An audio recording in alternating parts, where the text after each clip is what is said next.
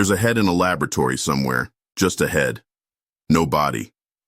Kept alive by machines. Eyes blinking. Brain functioning. Conscious. Sounds like science fiction, right? Like some horror movie or dystopian novel. It's not. It happened. And the man who did it became one of the most controversial scientists of the 20th century. His name was Robert White, a neurosurgeon, a brilliant researcher, a devout Catholic who attended Mass every single day, and he spent decades trying to answer one impossible question. Can you transplant a human brain?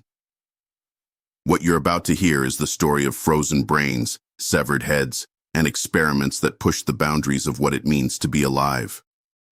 It's the story of a man who believed he was saving humanity, and the ethical nightmare he created along the way. This is the story of Robert White. And trust me, it gets darker than you think. Let's start in Cleveland, Ohio. 1960s. Robert White was already a respected neurosurgeon. He worked at Case Western Reserve University. He was known for his skill, his innovation, his absolute fearlessness in the operating room. But White wasn't satisfied just treating patients.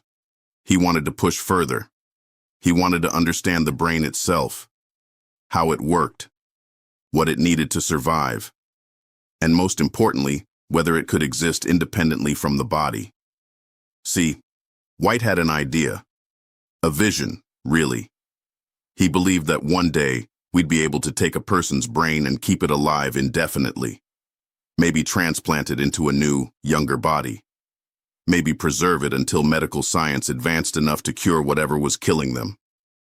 He imagined a future where Stephen Hawking could get a new body, where brilliant minds could be saved from dying bodies, where consciousness itself could be preserved, transferred, extended beyond the limits of flesh. It was ambitious, revolutionary even, but there was a problem. Nobody knew if it was possible. Nobody had ever kept a brain alive outside a body. Nobody had ever transplanted one. So White decided to find out. And that meant experiments. Lots of them. He started with monkey brains. In 1963, White and his team performed their first successful isolation of a brain. They removed a monkey's brain from its skull and kept it alive in a dish, connected to machines that pumped blood and oxygen through it. The brain survived, for hours. Its neurons kept firing. Its electrical activity continued. By every measurable standard, it was alive. But here's where it gets unsettling. Was it conscious? Could it think? Could it feel? White believed it could. He claimed the isolated brain showed electrical patterns consistent with consciousness, that it was, in some sense, still aware. Imagine that for a moment. Imagine being a brain in a dish, no eyes to see, no ears to hear, no way to move or communicate or interact with the world in any way. Just thought, just awareness. Trapped. If White was right, he'd created something worse than death. But he didn't stop.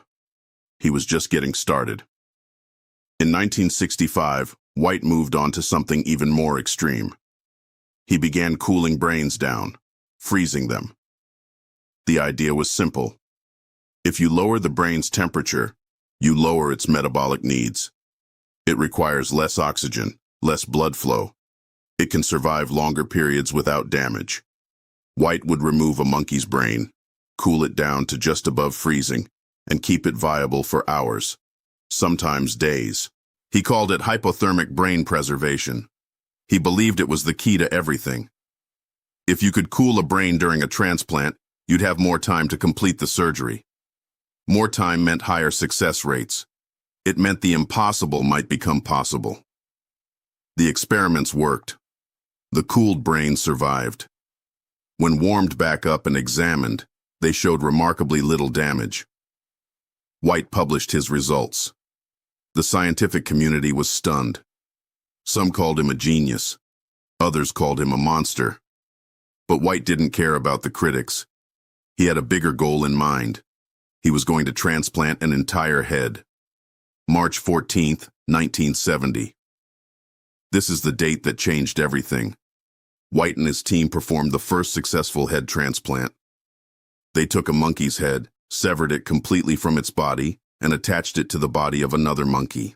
The procedure took hours. It was incredibly complex. They had to connect blood vessels, maintain blood flow, keep the brain oxygenated throughout the entire process. When they were done, the monkey woke up. Let me say that again.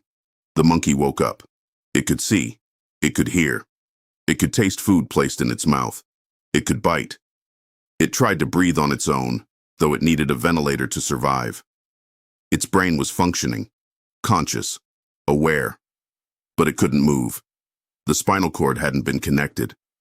White's team couldn't figure out how to reconnect all those severed nerves. So while the monkey's brain was alive and working, it was completely paralyzed from the neck down. The monkey lived for 8 days. Then it died. Its body rejected the foreign head. White called the experiment a success. Proof of concept. Evidence that head transplantation was possible. The outside world called it something else entirely. The backlash was immediate and brutal. Animal rights activists were horrified. They called White a torturer. They said he was creating suffering for no good reason. That even if the science worked, the ethics were indefensible. Think about it from the monkey's perspective. You wake up in a body that isn't yours. You can't move, can't control anything. You're trapped in a paralyzed shell, conscious but helpless. That's not life. That's a nightmare. But White had an answer to his critics, and it wasn't what you'd expect. He was deeply religious, a practicing Catholic. He attended Mass every single morning before work, and he genuinely believed, that his work was God's will. In his mind, he wasn't creating suffering.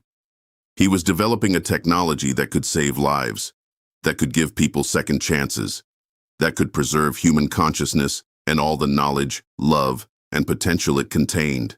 He pointed to Christopher Reeve, to people with ALS, to anyone trapped in a dying body with a healthy mind. These people, White argued, deserve the option of a new body, even if that body couldn't move, even if they'd be paralyzed.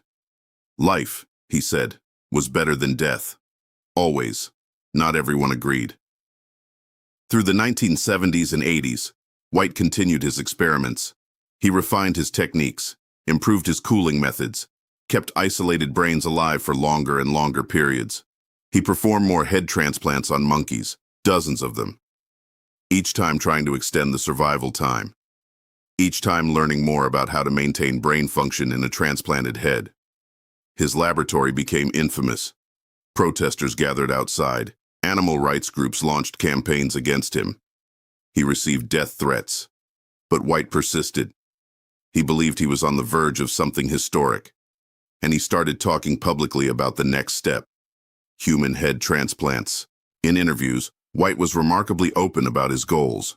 He said he wanted to perform a human head transplant within his lifetime. He had the technique perfected. The technology was ready. All he needed was the right patient and the right donor body. He envisioned taking someone like Stephen Hawking, someone with a brilliant mind trapped in a failing body, and giving them a new chance at life, a brain-dead donor body, a fresh start. He acknowledged the patient would be paralyzed, completely, permanently. No current medical technology could reconnect a severed spinal cord, but they'd be alive. They could see, hear, speak. They could think, create, contribute to the world. Wasn't that worth it? The medical community was divided. Some surgeons found the idea fascinating, theoretically sound, technically achievable, if ethically questionable. Others thought White had crossed a line, that he was so focused on whether he could do something that he never stopped to ask whether he should. The ethics boards were unanimous, though.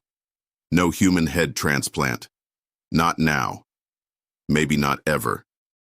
White never got his chance. But here's where the story takes another strange turn. White's research didn't disappear. It didn't get buried in forgotten journals. Other scientists built on it, especially in places with less stringent ethical oversight. In 2015, an Italian neurosurgeon named Sergio Canavero announced plans to perform the first human head transplant. He cited White's work extensively, called White a pioneer, said the techniques were ready. Canavero claimed he had a volunteer, a Russian man named Valery Spiridonov, who suffered from a degenerative muscle disease. Spiridonov was willing to undergo the procedure, to risk everything for a chance at a new body. The medical world erupted. Ethicists condemned it. Surgeons called it impossible. Critics said it was a publicity stunt. The surgery never happened, at least not publicly, though Canavero later claimed he performed one in China. No proof was ever provided. But the fact that it was even discussed, that it was even considered, that's White's legacy. He opened a door that can never be fully closed. Let's talk about what White's experiments really mean. On the surface, they're about medical advancement, about pushing the boundaries of what's possible, about finding ways to preserve human life and consciousness. But dig deeper, and they raise questions we're not prepared to answer. If you transplant a head onto a new body, who are you? Are you the person who had that brain? Or are you something new, something hybrid? If you keep a brain alive in isolation, is that life? Is consciousness without sensation, without experience, without any way to interact with the world, is that existence worth preserving? And who decides? Who gets to say whether a life is worth living? Whether suffering in the name of science is justified? White believed he was saving people, but his critics argued he was creating a fate worse than death. There's another layer to this story, one that makes it even more unsettling. White's work was funded by the U.S. government, by the National Institutes of Health, by tax dollars. Why would the government fund head transplant research? The official reason was medical advancement, better understanding of brain trauma, improved techniques for treating spinal cord injuries. But some people have darker theories. They point out that White's research was of particular interest to the military, that keeping soldiers alive, even in paralyzed bodies, might be strategically valuable, that preserving the minds of key personnel could have intelligence applications. White always denied any military involvement, said his work was purely medical, but the funding came from somewhere, and the government doesn't usually spend money without expecting something in return. Robert White died in 2010. He was 84 years old. He never performed a human head transplant, never got to see his ultimate vision realized, but in his final interviews, he remained convinced he'd been right, that his work mattered, that history would vindicate him. He pointed to all the advances in neurosurgery that came from his research: better cooling techniques, improved methods for brain preservation during surgery, new understanding of how the brain functions under extreme conditions. These advances saved lives, thousands of them. Patients who survived brain surgeries that would have been impossible without White's pioneering work. So was it worth it? The monkey experiments? The severed heads kept alive? The ethical nightmares? White thought so. He died believing he'd made the world better. But here's what keeps me up at night about this story. Somewhere in White's laboratory, there were monkeys that woke up in bodies that weren't theirs, that experienced consciousness trapped in paralyzed flesh, that lived for days knowing something was terribly, impossibly wrong. We can't ask them if it was worth it. We can't know what they experienced, whether they suffered, whether being alive in that state was better than death. White made that decision for them. He decided their suffering was acceptable, that the knowledge gained justified the cost, and he wanted to do the same thing to humans.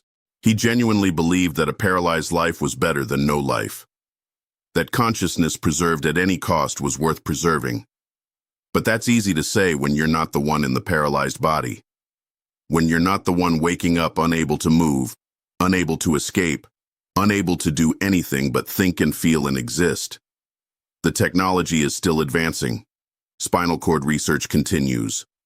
Brain preservation techniques improve. And somewhere, someone is probably still working on head transplants. Maybe one day it'll be possible, not just technically, but ethically. Maybe we'll figure out how to reconnect spinal cords, how to give transplant recipients full function, how to make the procedure worth the risk. Or maybe we'll decide some doors should stay closed, that some knowledge isn't worth the cost of acquiring it, that being able to do something doesn't mean we should. White never doubted. He charged forward with absolute certainty that he was right, that the end justified the means, that saving consciousness was worth any price. But science without ethics isn't progress. It's just experimentation. And human beings aren't meant to be experiments. There's a question at the heart of this story, one that White spent his entire career trying to answer. What is life? Is it just brain function, just consciousness, just the firing of neurons and the experience of awareness? Or is it more than that? Is it the body, the sensation, the ability to move and touch and interact with the world? Is a brain in a jar alive? Is a head on a foreign body alive? White said yes. He believed consciousness was everything, that as long as the brain functioned, life continued. But I'm not so sure. Because life isn't just existence, it's experience, it's agency, it's the ability to affect the world and be affected by it. Take all that away and what's left? Just a mind in a prison, just awareness without purpose. That's not life, that's torture. The frozen brain experiments of Robert White, decades of research, hundreds of animals, and one question that still haunts us. Just because we can do something, should we?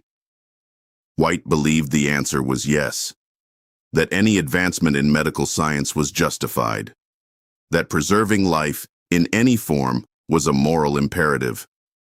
History might prove him right. Maybe head transplants will become routine. Maybe future generations will look back and thank White for his pioneering work.